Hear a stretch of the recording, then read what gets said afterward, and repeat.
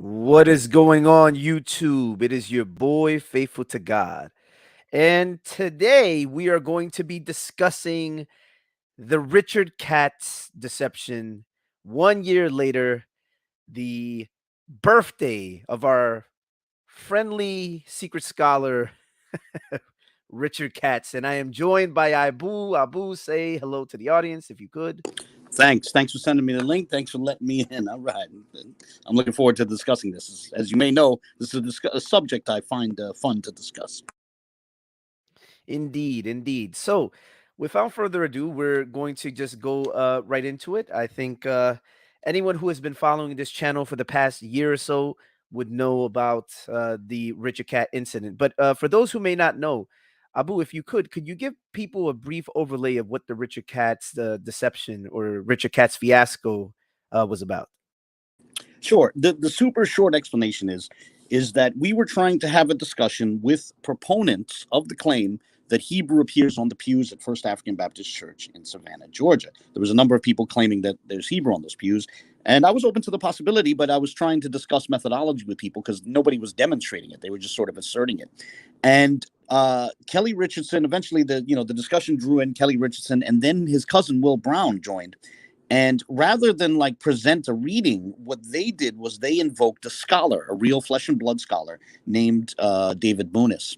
And they, said Bunis confirmed an entire sentence that was discussed in your most recent show. Turned out they misrepresented Bunis. And so on the heels of the embarrassment of it being revealed that they badly misrepresented Bunis, they announced that they have a second scholar. And that's when they unveiled emails from a Tel Aviv-based Hebrew scholar named Richard Katz, these emails were much more full-throated than Bunis was, much more explicit in endorsing their positions, and so we looked into it and we found out, all the evidence pointed to Richard Katz being a sock puppet of Will Brown. And so that was a year ago. Yeah, so that's the gist of it. And it's been a wild time since then. Indeed. And we're going to be going over all the relevant evidence, maybe some of the things that led up, and also things that happened after the fact, But, definitely with that being said, I wanted to say, when was the Cat's character first unveiled? When did this first occur? Okay, so the Cat's character, they had started alluding to him on December 3rd, but the name wasn't unveiled until December 7th. It was a show on the We Woke Now channel where they first showed the email exchange between Will Brown and a purported Tel Aviv-based scholar named Richard Katz. So December 7th on the We Woke Now channel, Kelly Richardson's channel. In fact, if we could, I think it would be appropriate to go into uh, something that happened in that show. I'll let you uh, explain to the audience why the relevancy of the specific show, the panel, the that took place. I believe it was on. Was it William Brown's Boom Church Atlanta channel where they uh, kind of there was an illusion. That's what it was. There seemed to be an illusion even excuse me, prior to everything happening. In fact, before we skip ahead to that, let me show this for the audience if possible. Excuse me.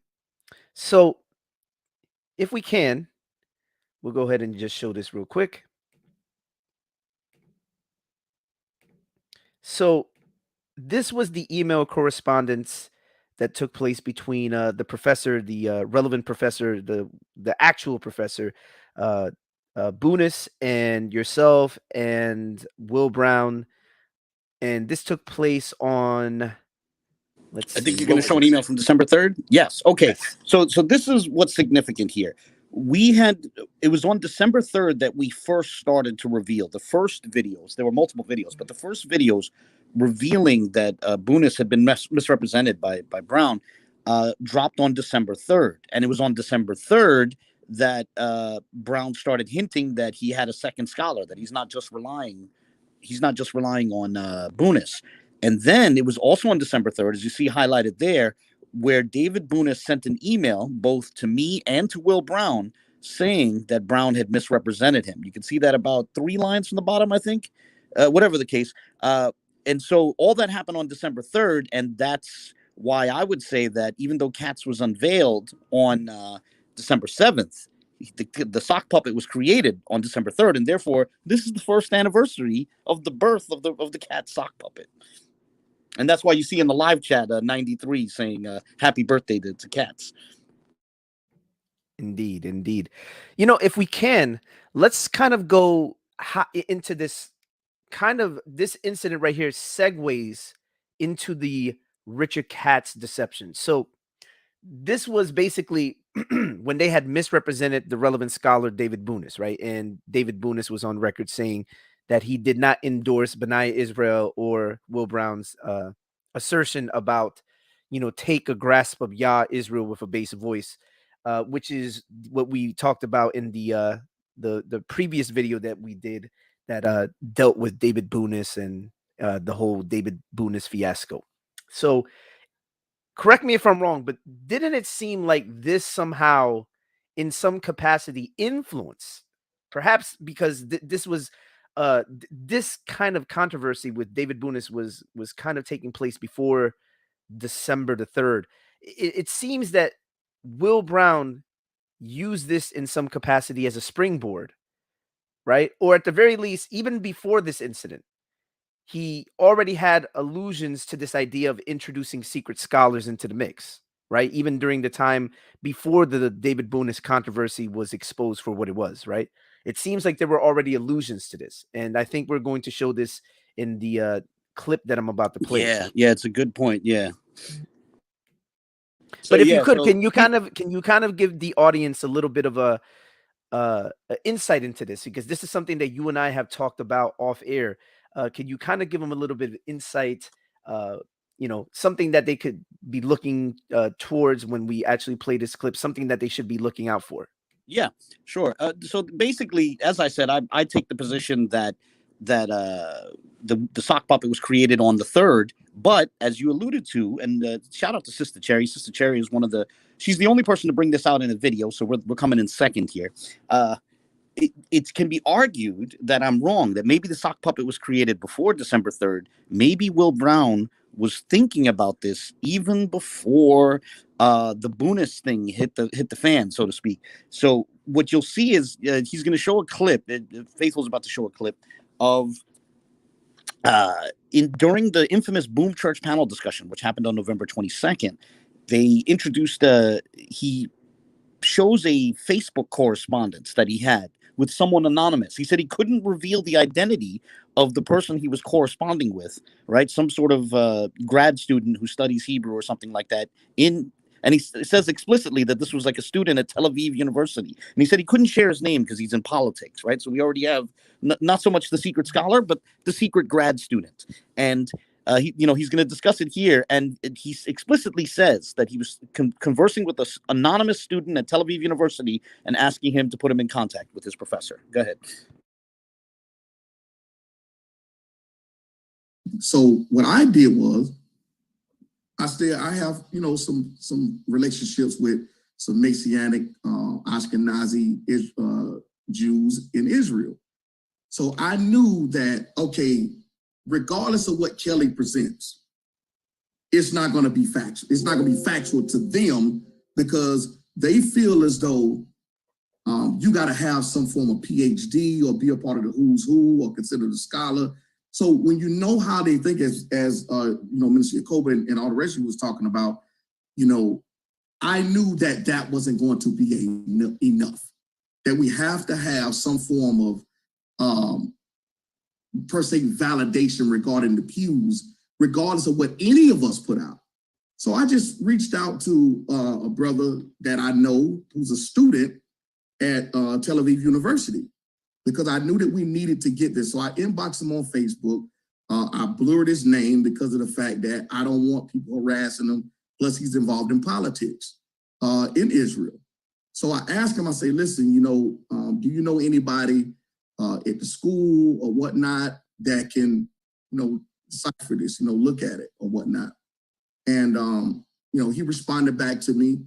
He was going to send it over to one of his, professors and try to find someone. And it came back. What he told me that we needed a paleographer or someone in that who understand ancient languages and whatnot. And because of the aging of the pews, some of the letters or whatnot was, hard to decipher. Some letters that would, or characters that would be together, over a period of time. So I reached out to him, and then so. All right, we can stop it here. This is where he starts to get into Bunis.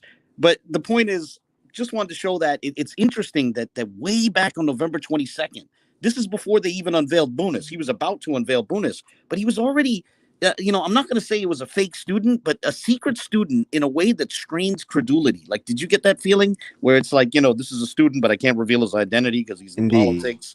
Well, it's like, I mean, and then he did in this case, because, they say, we never said that Katz was at specifically Tel Aviv University. We never said that. But it's funny that the secret student who preceded the secret scholar was explicitly at Tel Aviv University and was asked, the student who may or may not exist, the secret student was asked to put them in contact with one of their professors. I find that quite interesting. The other fascinating thing is that, as we were going through the bits and pieces that we're going to show, it dawned upon me that, so our initial thoughts were maybe this was his reaction. The Katz thing was Brown's reaction to being exposed on the Bunis stuff. But turns out that from what we were seeing, he was already implicitly hinting at bringing out this secret scholar to kind of use it as a sort of pile-on. Being that they were already misrepresenting David Bunis's finding, they were adding another scholar on top of that, so-called, in this case, really just William Brown himself pretending to be a Tel Aviv-based Hebrew professor, just to kind of pile it on and make it seem like the scholars are in unison on this alleged reading that's on the pews, right? In fact, wasn't it the case that when they initially trotted out the Katz character, for a alleged Tel Aviv-based Hebrew professor, he didn't seem to understand the construct state in Hebrew as it pertains to the phrase B'nai Yisrael, where he alleged that the relevant phrase was son of Israel rather than sons of Israel. Yeah, I'm glad you brought that up. That was something we should have prepared. And it was interesting that the Katz sock puppet apparently didn't understand, the idea of a plural in the construct state, as you said. And interestingly enough, Kelly Richardson made the exact same mistake in a video that he had showed about like 3 weeks earlier. It was like the Katz sock puppet and Kelly were making the same mistakes in Hebrew, basically in the fall of 2020, within weeks of each other. I always found that interesting. Indeed. And if anybody wants to check out that video, Abu did a video. It can be found on my channel. I believe it is We Woke Now Exposed Part 1. If you check out that video, you can actually see where Kelly Richardson, either it's Part 1 or Part 3. It's one of those two where Kelly Richardson makes the basic mistake. If I'm not mistaken, I believe it's Part 1. If it's not Part 1, then certainly check out We Woke Exposed Part 3 on my channel. But anyways, yeah. So the interesting thing that, we see, if I can actually go back for a moment, let me actually just go back to this video just momentarily. You had already pointed this out when you did your expose on the Katz fiasco, but when we look at the alleged correspondence on Facebook, take note that the Tel Aviv student, so-called secret student politician, whatever, wrote PhD in the exact same fashion. If you guys can see this right here, do you see where it says PhD? The student wrote PhD in the exact same way as our friend William Brown. To be fair, I think the blue text is actually from Brown. Oh, it's the text is from Brown. Well, yeah. Well, I mean, obviously we could say they're both from Brown, but I think Brown's. Oh, no, that's what it was. That's what it was. No. I'm saying it backwards. No. Yeah, I'm but tripping. nonetheless, it Let, is let me nonetheless the correct case that myself. so it wasn't the PhD sock puppet didn't use. I mean, the grad student sock puppet, apparent grad student sock Yeah, puppet, did not use. No, maybe it's not a sock puppet, but whatever the case, the grad student of questionable existence did not use PhD with a capital H, but Brown did, and so too did the Richard Katz sock puppet. The Richard Interesting Katz enough. sock puppet. So what it was, so I was confusing my persons there. No. So let me correct myself. Thank you for correcting me. So Brown wrote PhD. That's what it was. With he capitalized the H, and then the Richard Katz sock puppet capitalized the H. That's what it was. And ironically enough, it was in his correspondence with the alleged Tel Aviv student, right? So the alleged Tel Aviv based professor capitalized the H, and then Brown capitalizes the H in PhD, which was kind of like the running joke in the Bodega Bible group and various other places with people who were following the correspondence, the back and forth, whatever the case, whatever you want to call it, between us and the people over there. We woke now, Boom Church Atlanta. But interesting. I thought it was interesting. I thought it was something that should be pointed out. And Definitely. so when the incident took place, if we could just very quickly talk about that.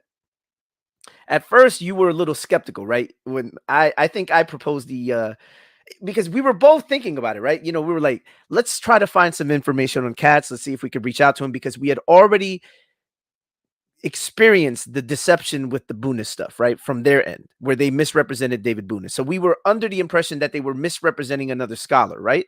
At the very least, we thought, who knows?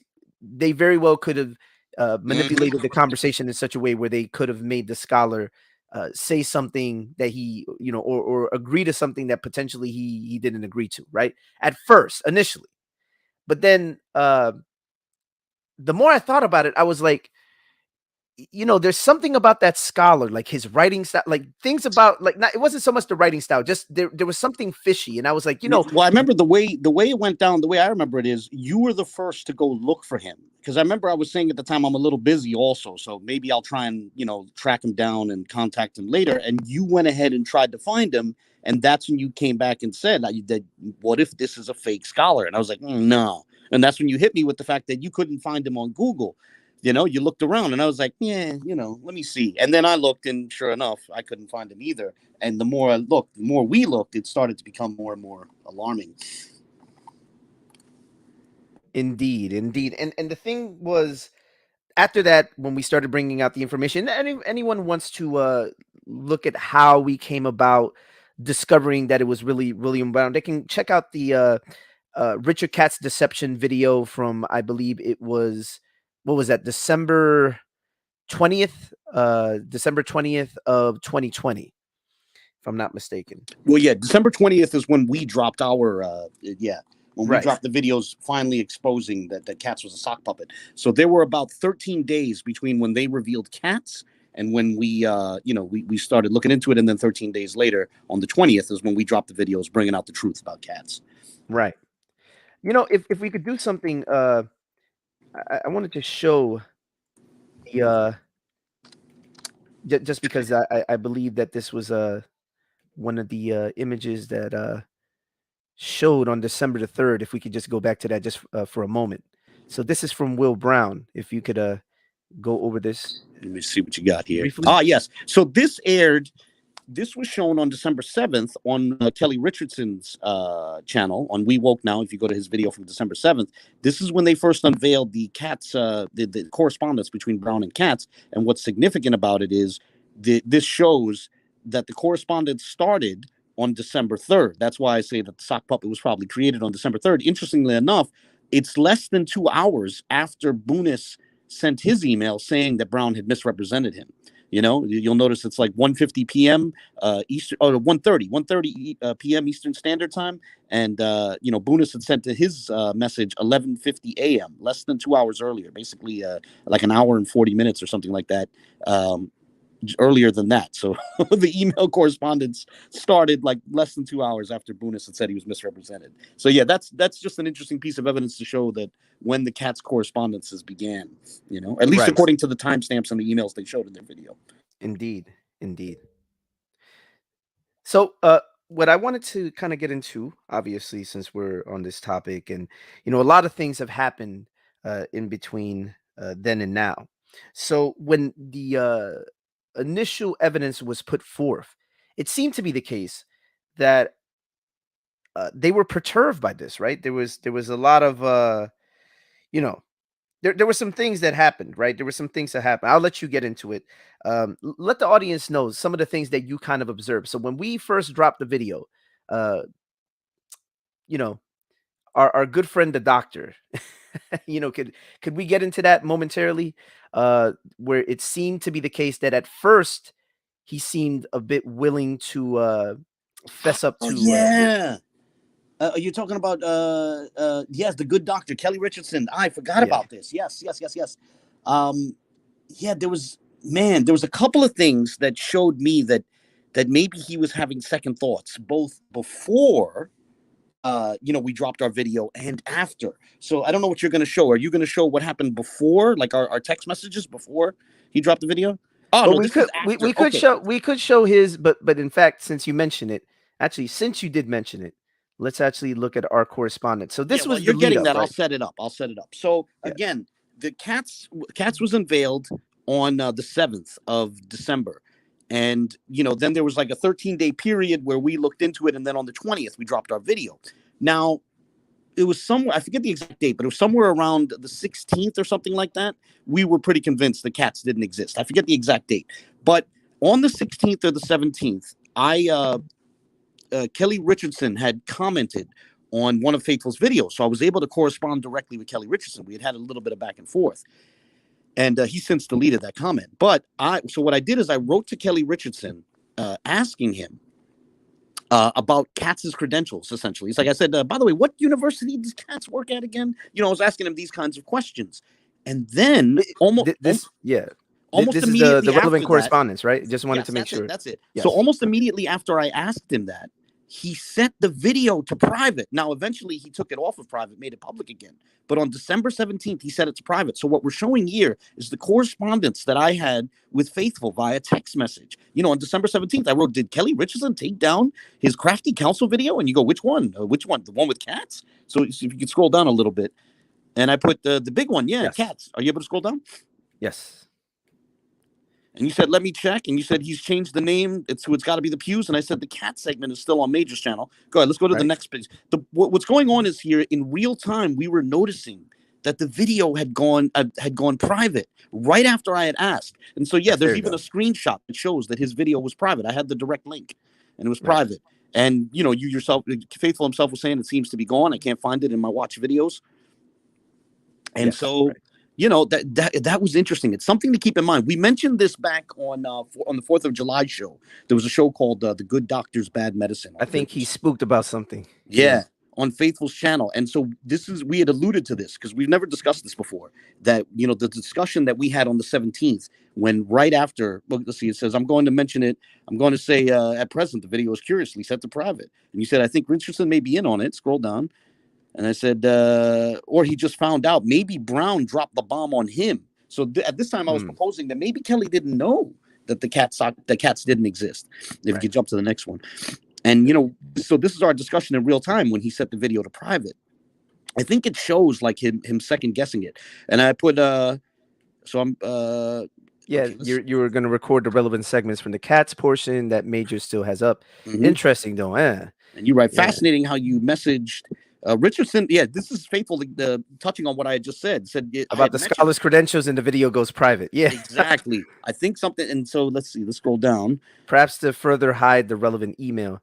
Imagine the video. Well, I meant to say being unprivated with changes, significant changes, such as obscuring the email more. And so let's see what this you next one said is. Exactly. I too wonder about the timing. Maybe he contacted Brown and was like, "What are Katz credentials?" And Brown being like, "I made him up." Good thing I saved those email screenshots. And keep in mind, this is December the 17th, so you guys can see the date right here, December 17th, right? Good Exactly. It thing was I 3 saved those days email before the video screenshots, dropped. which is the relevant screenshot that we just showed moments ago. So with, in a sense, it Will was the Brown. night of the 16th because you can see the time. It was like the wee hours of the morning, Yeah. you know, Yep. of the 17th. Yeah, it was late night, from the perspective of the 16th. Yeah, yeah. Incredible, Right. interesting stuff. And that's not, as you noted, that's not the only piece of evidence that Kelly may have second guessed this whole Katz thing back in Right. those days. And so that was on the 17th. So after we dropped the video, which was explosive and I think caused a dramatic change in the because so I can give people a little bit of a buildup. When they dropped the Katz video, or the video that featured the sock puppet, the cat sock puppet, which is really William Brown, that was huge for them. They treated it like it was like a grand slam, the victory of victories. And then the Let's be fact that real, a lot of people agreed with them on that. A lot of people thought it was the nail in the coffin. So watch this. So the lead up was, I felt that we needed to drop a video immediately, but our friend here was like, let's take our time, let's look at this. We need to, this isn't anything to worry about. And during that time, which I believe, when was that video first dropped? The one with the cats persona. 7th of December. 7th of December. So as I recall, it took us a while to put out the video, but in that time, thankfully, it was when we started kind of piecing this together. It started with me having skepticism about this person even existing, because I went looking for him. I couldn't find anything on a Tel Aviv-based Hebrew professor, keeping in mind how easy it is to find professors online, especially professors that have the alleged credentials that they were alleging Katz to have, and you can't find anything on him, with the exception of one professor who we'll mention a little later, because this is going to be salient to what we're talking about.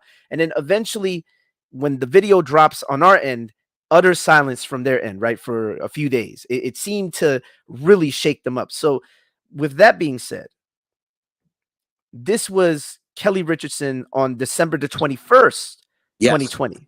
Yes. So I took this screenshot. You can see the time. Now, he's since taken this post down, but this was, if you scroll up just a little bit more so they can see the time that I took the screenshot. If you can scroll up just a little bit more. Yes, I will. Give me 1 second. 1 second. 6:37 a.m. 6:37 a.m. on the and at that point the post was 4 hours old. So he posted this on. We dropped our video on the 20th, right? And then on the 21st, the next day, at basically 2 in the morning, because it was 4 hours old at 6 in the morning. At 2 in the morning, Kelly Richardson was apparently still up, and he wrote this post, which he later took down. But read this post for people, because I think this shows that he was flirting with the idea on his own. He was flirting with the idea of just coming out and saying, yeah, Katz didn't exist. My cousin made a mistake. He shouldn't have done it. Look what it says. Deception. Is it worth it? Is it really worth sacrificing your livelihood for the sake of not wanting to be wrong? As a people, we were kidnapped and placed in the land of captivity, quote unquote. Because their perspective, they think they're Israelites. Yet many choose to go deeper into this captivity due to poor decision.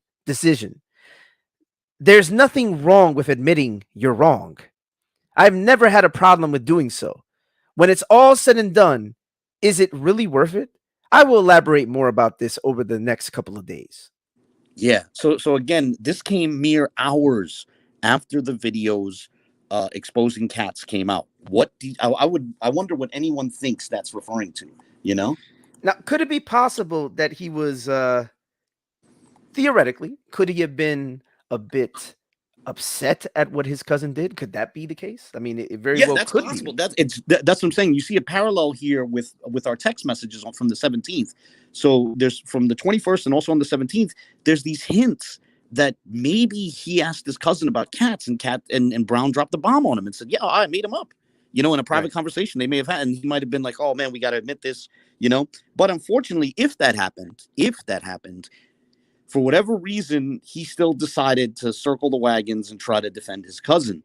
If I had to guess, maybe because, I tried not to gloat about it, but there were people who were gloating, and including people who, he might feel a certain way about. And so maybe he decided we can't, give any points to the quote unquote sinister UA or something like that. So he tried to circle the wagons and defend it. That's where he ultimately went with it. And it just made things worse, to be honest. Of course, the Right. other possibility is that maybe he was thinking about, throwing his cousin under the bus, and his cousin said, but wait, you played a role in this too. And then he was like, all right, we gotta circle the wagons. That's just Indeed. speculation. No reason to think that's true. Just throwing ideas out there. Right. But nevertheless, though, I will say this though. Could it be the case theoretically that Forgive me, real quick. I see people in the live chat are asking if this is live. So yes, it is absolutely live. Roger Sherman, it's live. Jonathan, you're right. It's live. Do you think that if they would have come clean in the very beginning, could it have been the case that they may have been able to somewhat save face? It could have been the case that they could have saved face. They could have avoided a lot of the drama that has taken place after the fact, because we're about to get into this now. I think this is a great segue. So being that this took place a year ago, and being that they never came clean, right? They, meaning Will Brown and Kelly Richardson, never came clean. In fact, they adamantly tried to defend against the very clear reality that Will Brown had made up a Tel Aviv-based Hebrew professor, right? They alleged they made it even uglier. They cooked up yet another fake email from the sock puppet claiming that his job was threatened, that someone had called his university and accused him of having ties to radical Black Israelites. This kind of stuff, this disgusting stuff that none of us did. They cooked this up and they made the sock puppet, quote unquote, confirm it, corroborate it. And so they got uglier. And the irony is Kelly Richardson, this is how he describes us. He said, when you're dealing with the UA, it's a lot like a very talented boxer fighting a brawler. If the brawler has any chance of winning, he has to turn it into a brawl. He has to make it ugly. And that's the way the UA debates. They won't just have a straight discussion with you. They have to make it ugly to give themselves a chance. He actually says stuff like that. But so it's like he's like the king. He's the king of projection. Exactly. It's a gross example of projection, because that's what they did. All I wanted to do was just discuss the markings on the pews and discuss methodologies for interpreting the markings on the pews. They were the ones, especially Kelly, who consistently tried to make it ugly by threatening litigation, by accusing us of witchcraft, by repeatedly telling people that it's not a disagreement with him. Rather, he would literally say to his fans, this isn't about me. This isn't about my cousin. This is an attack on all of you. He would literally say that. They would try and convince their followers that this was somehow an attack on the entire Israelite spectrum. And I used to repeatedly say, even if I myself was an Israelite, that wouldn't change any of my positions. And I'm talking about like a Hebrew Israelite. Even if I adopted the Hebrew Israelite perception of who the Israelites are, that wouldn't change any of my arguments about the pews. Like the lineage questions, the identity questions are irrelevant to the questions of what's on the pews, but they deliberately conflated it again to make it ugly. And then, like I said, they accused us of witchcraft. Later on, he's calling us homosexuals, saying that we committed that he said that our harassment violated federal and international laws. He actually said that he was going to get certain people. He didn't say who, but certain people in certain states, which he mentioned explicitly. Obviously, he was referring to, people among us, that he was going to get, he's going to have cases brought against them. And he would say, that's not a threat, that's a promise. And of course, it's by the way, how have those litigations gone? Yeah. I might ask him on the 16th, because the 16th will be the 1 year anniversary of that, of him promising that, he's going to bring us down. Yeah. He's going to bring people down for, international crimes and all. None of that. Yeah. It was all bluff. None of that, but it was him making it ugly. It was him trying to distract from the discussion on the markings. And by the way, another thing that he did in that regard, in terms of it making it ugly, and this will be the last thing I mentioned, when he was first disagreeing with the people who claimed Arabic was on the pews, before I got involved, right? He did something correctly. He said to the people who say it's Arabic on the pews, you need to show me, read it to me, right? And that's what he would say, read it to me, translate it for me. And that was correct. He was justified in saying that. If you're going to say there's Arabic on the pews, you need to justify that claim. Point to the markings and tell us, transcribe out what you think it means, what it says, and then, demonstrate it, right? He was right to say that. Yet when we came in and applied that same rule, we agreed with him on that rule. Any proponent of Arabic, they need to justify their claim that Arabic is on the pews. We agreed with them on that, but then we said, the same applies to the claim that Hebrew's on the pews. If you say there's Hebrew on the pews, you have to justify that. You have to transcribe it out, just like he said for Arabic. He was right about Arabic, and it also applies to Hebrew. You know what he said then? He said them asking us to prove there's Hebrew on the pews is like a slave catcher stopping stopping a runaway slave and asking to see his receipts, asking Yeah, to see if he has documentation that absolutely allows him to walk the ridiculous. streets. Yeah. It's disgusting. He consistently made it ugly, you know? Man, you know what's amazing though? What's amazing, I sincerely believe that this is a hallmark of the sort of you know, people that we're dealing with. In the case of Brown and Richardson, they're willing to go that extra mile to lie, then accuse the other side of lying, right? Isn't it funny that the side that constantly accuses the other side of lying, this side being the We Woke Now Boom Church Atlanta side, was themselves engaging in deceptive behavior and lying, making up a secret scholar. And at the very least, if Richardson was not in on it in the beginning, he certainly was in on it after the expose Yep. came Yeah. out. And arguably sucked in other people. Yeah. Yeah, Right. definitely. So what I wanted to do is, if we could, let's segue into the events that took place. So if I could, just to give everybody a little bit of a an overlay of what happened. So when we put the video out, it was explosive. Richardson put out a video on his channel where he attempted to undermine many of the claims, and in the process, I think he just made things worse for himself, because you made a follow up video where you ended up exposing the flaw in his reasoning, and you ended up addressing, because there were people who were trying to come forward. Like, for example, there was a gentleman, and we'll get into this later because it's going to segue into a gentleman who was later brought into the equation, who we had already dealt with. In this case, it was a Georgia-based professor who also went by the name of Richard Katz. So there was a guy who I think affectionately goes by the name the Plumber, or he's called I'll the just Plumber call by him the certain plumber people. because in his infamous video where he tried to claim that he might have found cats, he referred to himself as a plumber. So people started calling him the Plumber. I believe the Right. screen name he goes by online is Jermaine Howell, you know? Yeah, Jermaine Howell, that's what it is. Yeah, that's what he's And called. and what's interesting is that in that video that we made, we addressed his, because he made a video where he was essentially saying, I Googled him and I found him. And then you ended up showing Well, everybody just to be fair, what he would say is he goes, "Oh, I never said it was him. I just said it might be him, but I also said it might not be him." He was literally saying that. His Right. gravelly voice. He would say, "I'm not saying it's him, but it could be him." But yeah, he pretty much said that cats can be found. His whole thing was, I Googled Richard Katz, PhD, and found a linguist in Georgia. And Yeah. And then we ended up addressing that. We showed that the gentleman in question had no expertise at all in Hebrew, and no professional expertise or anything like that. No teaching expertise. His expertise was in Gothic languages, English, Germanic languages, right? If I'm not mistaken. Basically, yeah, Germanic languages, English and Gothic, yeah. Right. Now, so interesting point here, right? So this was at the very end of 2020. So now we segue into 2021, and little by little, people started to notice. They discovered the videos, right? It seemed that for a long time there, the subject was dropped, right? After we put out our video, it seemed that the subject was almost dropped altogether by the opposing side. They didn't want to address it. They wanted to get away from the topic as much as possible. But interestingly enough, there were still attempts that were made to reconcile the Katz fiasco from their side. But it seemed that in that time, people who once followed them or were once sympathetic to their plight, or people who held to their same beliefs, were starting to notice the inconsistency in what they were alleging with the Katz character and what was actually shown. The evidence that was shown to prove that Will Brown had made up the sock puppet. So if we could, do you think that this would be a good point to kind of go into where certain people started to come forward and to notice this inconsistency in their narrative, in the We Woke Now Boom Church narrative? If you could go into it, yeah. Sure. Who would you like to discuss first? You do it. Well, I guess. Do you want to mention Moore first? Sure, if you'd like. Okay, so Orthodox Moore, got to give Orthodox Moore credit. He struck an interesting balance.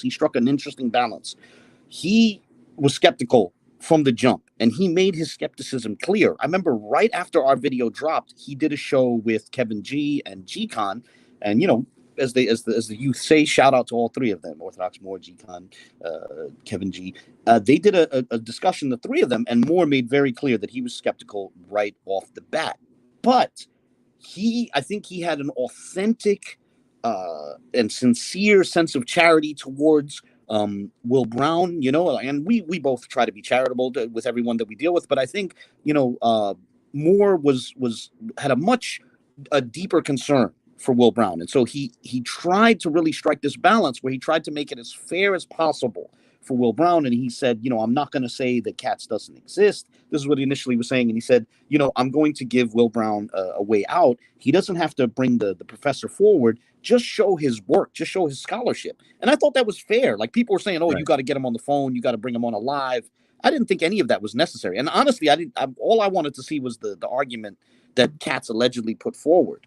But and as time wore on, I think that he started to discover the inconsistency. And so if we could, I think this is what I was saying. I think Moore saw the consistencies all along. And it's just that what's happened recently is he waited for like a year for them to almost a year for them to try to come clean on this. And then to make matters worse, some of that crowd who defended Brown, right? Yeah, we're about to play this in a moment. But some of the crowd that defended Brown, what they did is Kelly did this, and so too did the Yacoba, the Teo twins over at Teo Ministries. They started introducing more secret scholars, and they would use Katz as the justification for having more secret scholars. They would say, we can't tell you this person's name because, we don't want them to be harassed like Katz was. Teo Ministries was literally doing this like 2 or 3 weeks ago. And it pushed Moore to the edge because they were even doing this in their disagreements with Orthodox Moore in a very light and respectful disagreement on genetics. They were invoking a secret scholar and saying a secret geneticist and saying we can't reveal him because we don't want him to be harassed like Katz was. And I think that they pushed Moore to the edge where he had to come out, and he just came out and said, if you're going to keep doing this thing with the secret scholars, let's admit the Katz doesn't exist. So listen to this. This is what he said. This is like 2 weeks ago. This is just from 2 weeks ago. And definitely no secret scholars. We all still got a bad taste in our mouth over that whole Richard Katz stuff. That was a bad look for the whole community. Because Richard Katz is obviously not real. And it was obviously a fabrication at this juncture. There's no two ways about it. And we as a community are owed an apology for that oath because we all had to wear that. And the brothers involved don't want to touch the topic with a 10-foot pole anymore. Won't return communications behind closed doors to have conversations that they've already agreed to have. And if you address it publicly, they want to start a campaign against you, much like what's going on here, to where it's got to be gaslighting, and if we're not dealing with the facts on the matter. Now check this out. I can say that Katz is fake, and ain't no one gonna come at me, right? So I sat through the whole Richard Katz thing, and that was horrible for our community, sis. I'm not doing that again.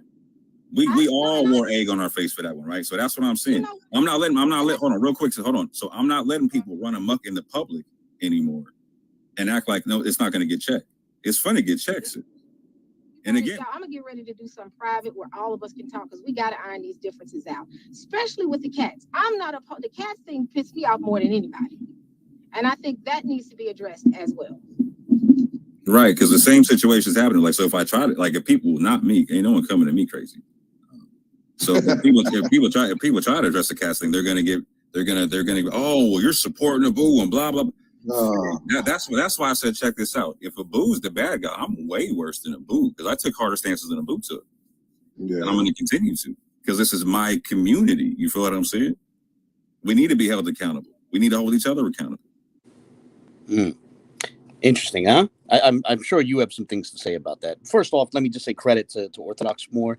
He really tried. I mean, honestly, I would say he almost bent over backwards, trying to make it as, trying to be fair to the subject, but trying to make it as easy for Brown as possible. And it just, but the people around Brown kept pushing the envelope, and they forced him to say this, Go ahead. I imagine you might want to say something. 1 minute. Okay. So what I would say about that, it's also interesting, by the way, that Sister E, and shout out to Sister E. I know a lot of people have disagreements with her. have always tried to take a positive view of Sister E. I like Sister E, and I hope to be able to But have to a be dialogue fair, with her in the future. Well, let me just say this about Sister E. yeah. What I really appreciated about that moment is that moment was different from a lot of the other times that she's addressed the Katz fiasco. At that moment, she said that she was more mad than anyone. I think she said peed off. I was more peed off than anyone. And and so it sort of revealed that maybe she had some doubts as well, but unfortunately before that and after that, she's gone on to say, the usual, oh, don't ask me about Cats, take that to majors thing. But I'm going to be honest, if Sister E is listening to this, I would love to have, whether it's private or public, but preferably public, I would love to have a conversation about her understanding of the Cats fiasco. I would love to know how she understands it, how she understood it throughout the developments, and how she understands it today. I understand if she doesn't want to discuss it, but I must confess, I'm curious. But go ahead. You wanted to say something? Yes, but I do have to say that prior to this recent exchange with Orthodox Moore, she was also involving herself in trying to do a little bit of the cover up thing, because even in that exchange, because I saw that video with Orthodox Moore and Sister E, you had sent it to me, and I actually took a look at it. Uh, Sister E seemed to have this whole thing like, we can't be doing this out in public because we're going to look bad in front of the UAs. And I think a lot of that mindset influenced her back in April of this year. This is months after the Cats fiasco, to, have Benaya come on, and Benaya also being another one. We'll address him in a little bit, where they were still trying to do this little bending over backwards for Kelly and Brown in trying to justify the Cats persona, going as far as to trot out the Georgia Cats character, the one that we had already addressed. It's interesting because we addressed the Georgia Cats, the Georgia, when we say Georgia Cats, we're talking about the Richard Katz in Georgia, who was a Gothic English professor with no professional working knowledge of Hebrew. No. And by the way, he was, as someone, I think it was Shadi Mills, pointed out in the chat, the Georgia Cats, the Richard Katz in Georgia, was basically, he does have a PhD, in linguistics. His focus was Gothic, and then he had a master's degree and a bachelor's degree. Well, no, it's earlier than that, where it points out that Katz was a high school teacher by the time the Pews controversy unfolded. Because there's people saying, oh, why don't you contact his, his university? He wasn't, the guy that they now claim is Katz wasn't even working at a university at the time that this controversy unfolded. He was working, teaching high school students at a synagogue in the area of Atlanta, or something like that. So the thing is, he wasn't even connected to a university anymore, right? He wasn't a professor. He might have been working as an adjunct while he was working on his PhD, but by the time we get to December of 2020, he's not working at a university. He's simply, according to LinkedIn, he's simply working as an English teacher amongst and somewhat of something like that at a Jewish school, something like a Jewish Sunday school, on helping high school students with their English, with language issues and stuff like that. So he wasn't even connected to a university, right? But nevertheless, nor was he in Tel Aviv. They picked a guy in a completely different continent, right? Because so everyone can follow along. The guy that they were alleging was Katz, the original Katz, the sock puppet, Will Brown, was a Tel Aviv-based Hebrew professor, and yet they decided to try to grasp at straws. This was the highlight. This is like, to me, this was like the maximum level of desperation here. They were trying to find something, anything, to try to justify the Will Brown We Woke Now fiasco with Cats. They were trying to find something, and this was their lowest point. I think in the entirety of this thing, this was the lowest point, when they decided to grasp at straws and reach out and try to make an appeal to a guy that we had already addressed in December of 2020, at the very end, December the 31st, if I'm not mistaken. So I won't play the video. If anyone wants to find it, it's Correcting Sister E and Benaya Israel, the Richard Katz Deception Revisited. We addressed it. And for the record, in the same video, if anybody wants, they can look right here, where I believe we brought out. Yes, here it is. This was the video where we had addressed it. and our friend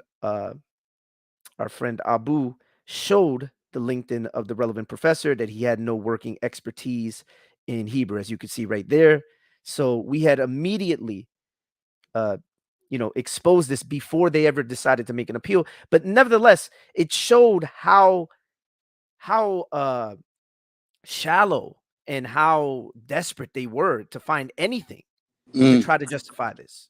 And the sad thing, it really made me feel sad that Benaiah went down this road, that he adopted the plumber's argument, because I always spoke highly of Benaiah. You can see our exchange that we had, I think it was November 26th on Berean. I was very respectful to Benaiah. In my videos, I was very respectful to Benaiah. And you can testify, in some of our behind the doors conversations, sometimes they get heated.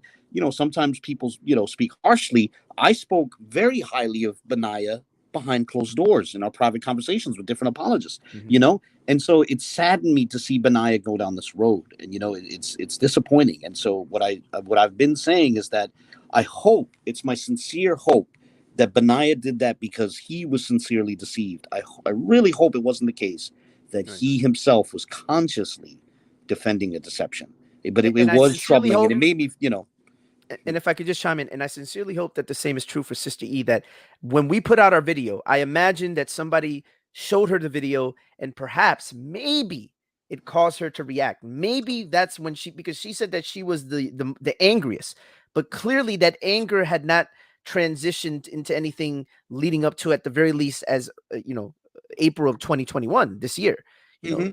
So at that point, the anger clearly was not there. Maybe with the video that we put out, that's where her anger came in, perhaps, just to be fair to her.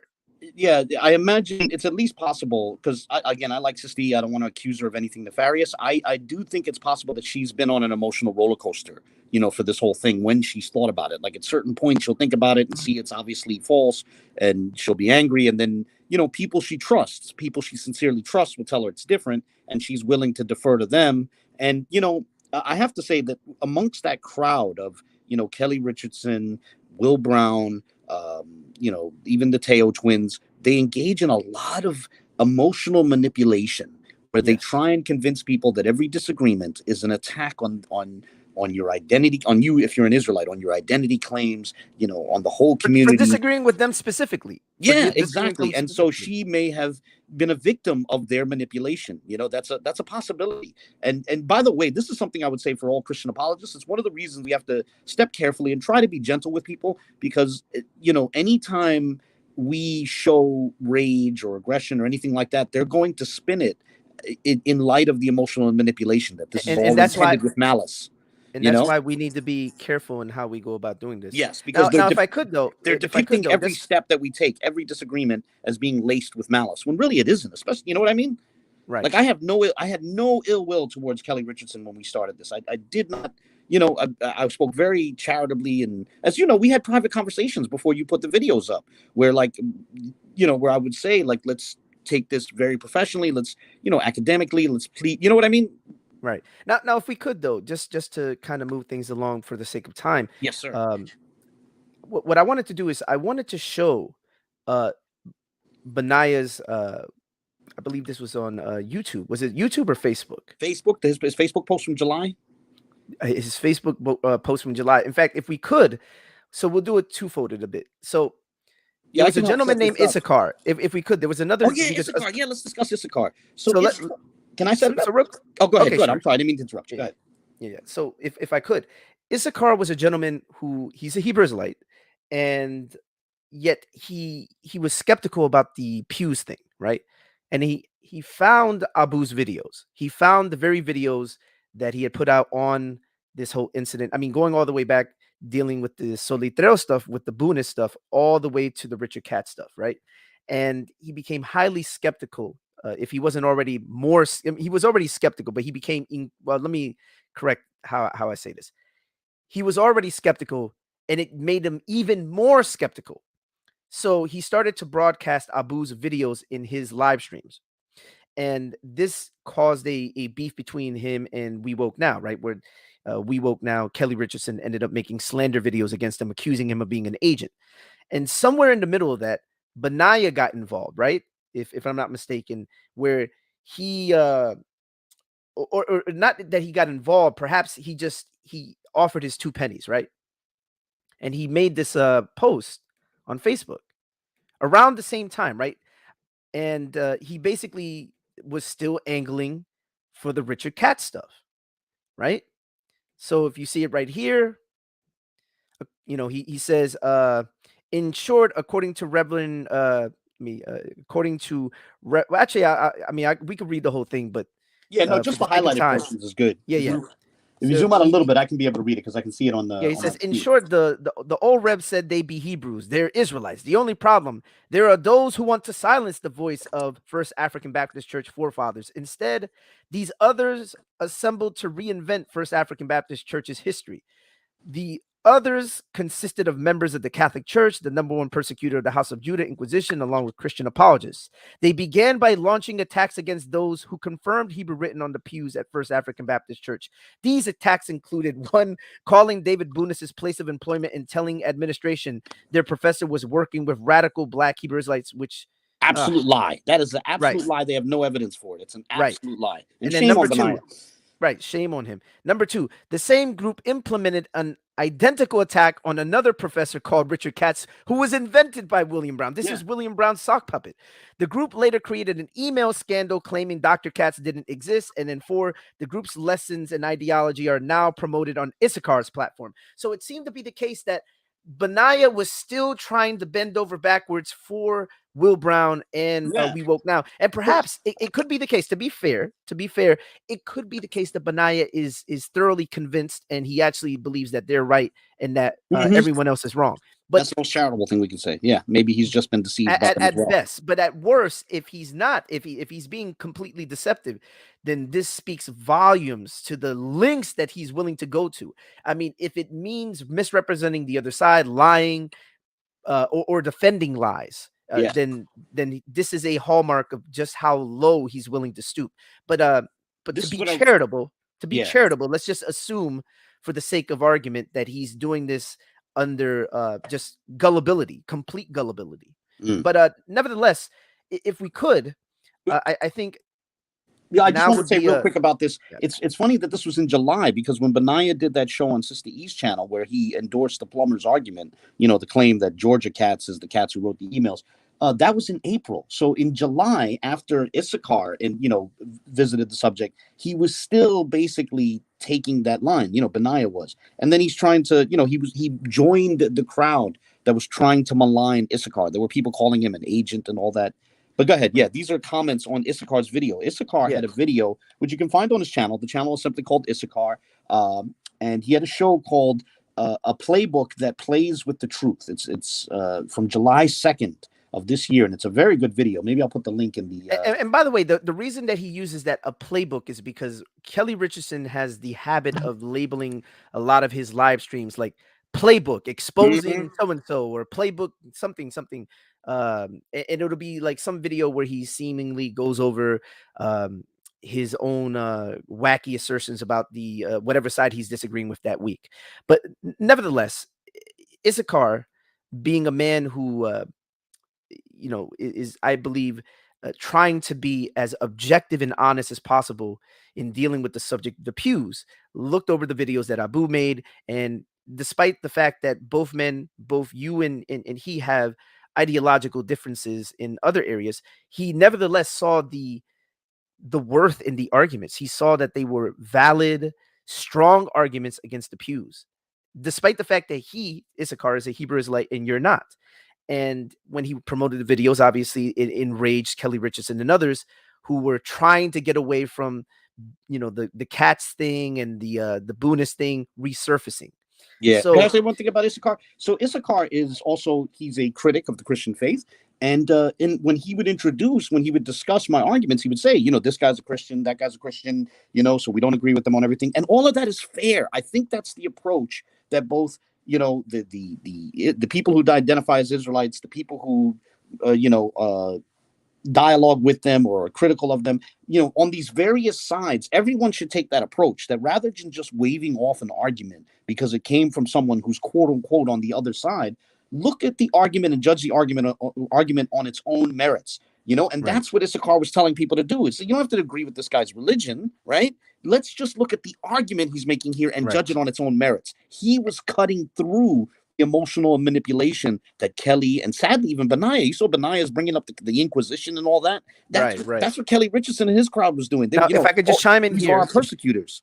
Yeah, if I could just chime in here. So the thing is, when he put out the video, Issachar, when he put out his video, and I believe he even played clips of Abu's videos where he was criticizing the sort of arguments that were being put forth by the other side. People were starting to be swayed insofar as that they started to recognize that the arguments were being raised and that they were salient, strong arguments, and regardless of what a person's position is, whether you're a Hebrew Israelite Christian, you could be a Muslim, you could be anything, you could be anything. The arguments are the arguments, right? They're just dealing with all the available facts as we have them, and the sort of arguments that have been presented by the side that wants to promote language on the pews, right? Just critically examining everything.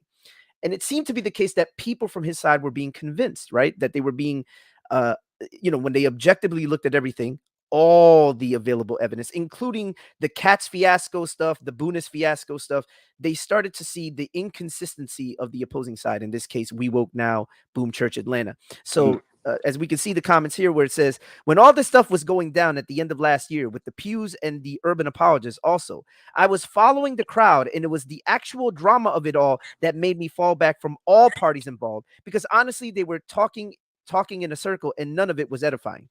The pews was the final straw. And instead of people speaking up about the inconsistencies of the email and actual findings and existence of Richard Katz, people, like you said, Unc, began to back off the topic and started talking about other things. And they began to proclaim how it didn't matter if Kelly or Brown were lying or not, because the pews didn't validate our heritage. To this day, they refuse to show who Katz is and how he came to his conclusions. I'm sorry, but if they walk in the Messiah, why are they scared to reveal the truth? We don't walk in fear. We walk in truth and light, not darkness. I actually watched the video in the description when it first came out, and when Kelly did his rebuttal, I only was more confused, but I let it slide because they were beefing with the UA, and Abu and I had witnessed racism coming from the UA, so I thought Abu was trying to discredit Kelly and Brown. But revisiting this all these months later, I can no longer ride with this foolishness. I agree the pews don't validate who I am, and it's a shame that this turned into a smear campaign rather than Kelly or Brown answering the questions and being transparent with their findings. Instead, they slander and keep their findings and their so-called professor in the dark, and we are just supposed to literally take their word for it. I Googled Richard Katz months ago, and all I found was the guy in Georgia who doesn't study Hebrew language. So here's another person who discovered the same thing we did. People at that time kept saying that all you got to do is Google search, but that is a lie. Brother Berean was trying to bring. Wait, can I say one thing? Focus. This part is important. Brother Berean, this is important. Go ahead. Yes. Brother Berean was trying to bring this to light back then, but because he was cool with Abu and the UA, we dismissed it and thought of it more as an attack than a wake-up call. I know this was long, but thank you, Unc Dwayne, for revisiting this. I almost forgot about it because I had stopped following Kelly and Brown because the Richard Katz thing didn't sit right with me. And if I could read very quickly, before you get to the second one, because the second one is going to also have something like this. I really like the fact that he said that about Berean, because that's true. Berean has always been fair to the Israelites, and he was just, the way Berean's show works is if he thinks a Christian, a so-called Christian apologist scores a point against a so-called Israelite or vice versa. I'm not saying these are like clean distinctions. Obviously, these groups can overlap. But if a Christian scores a point against an Israelite, Berean's going to say, "Oh, that's a good point. You need to address it," and vice versa. If an Israelite scores a point against a Christian, he's going to say, "That's a good point. You need to address it." Certain people, the people around Brown, they tried to malign the character of Berean, accuse him of all kinds of, of nefarious intent, and told people to unsubscribe from him and don't support him and blah, blah, blah. And they treated him like he was the enemy just because he was trying to fairly assess the Katz fiasco. And that was wrong what they did to Berean. And so I appreciate that this person said that they, that now they see that they didn't realize it then, but now they see that Berean was right. And, he was the first one to look into it. So, and that theme comes up again in the second comment. So, read. Yeah, and so by the way, again, these are people who were originally somewhat taken in by the emotional manipulation of the people Right. around Brown, and it was Issachar's video that allowed them to take a second look and realize and break free from that manipulation, from that emotional manipulation. Go ahead. Right. So it says right here, thank you, Brother Dwayne, for this video. I was convicted by this video. I, too, although just a spectator, was quickly drawn into all the drama that Richard Kelly, I think he means Kelly Richardson, and the Pews came with. I unsubscribed from channels only to see that Kelly and William both have created unstable patterns that made me question their motives. When I seen the Pew issue come back up and actually listen from a neutral position, I agree with you. I owe at Berean TV an apology because he was the first to touch this sensitive subject, and they all dragged him, and I quote unquote followed the crowd. Later on, I grew extremely tired of the crying Kelly has done numerous times on various platforms all about himself. And William was recently promoted to bishop, quote unquote, which made me highly skeptical. There is nothing mentioned here that I disagree with. Thank you for bringing light to this. Yeah, I appreciate that. I appreciate that this person also mentioned Berean getting dragged and how it was wrong, you know. And I agree. I see there's a gentleman, Roger Sherman, said that he wasn't aware that this even happened. Just to be clear, I'm sorry, hold on one second. Sorry about that. So just to be clear, what happened was, you know, the Israelites were very pleased when Berean was fair towards them and was saying that Christians need to address their positions. And then when he was just as fair on the Katz thing and saying that those who promoted Katz need to address, you know, what we're pointing out, all of a sudden there was all this gaslighting, there was all this emotional manipulation. They turned on Berean, you know, and tried to make him out to be someone like some sort of enemy when really he was just being fair to the argument. And so that's what I really appreciated about these comments on Issachar's video, because it's showing, you see people sort of in real time breaking free from the emotional manipulation, the attempts to cast the question of Katz into like an us versus them struggle, which sort of blinded people to the truth. You know, they didn't want to. You get people into this emotional state where they don't want to concede any points to their perceived enemies, right? "Quote unquote" enemies. And so, you know, because Issachar, you know, brought it out again, you know, some people sort of they took a second look. It's almost like taking a deep breath, and they could see that, you know, it was true what we said about Katz, and that Berean wasn't out of line, and it was wrong when they dragged Berean the way they did. And so I appreciate that. I appreciate that they both said that. Right. And so, in short, recently with the incident that took place between Teo Ministries and Orthodox More, where Teo Ministries blew up. And for those who don't know, I will have that video on the channel sometime soon, so you guys can see for yourselves what took place tomorrow, inshallah.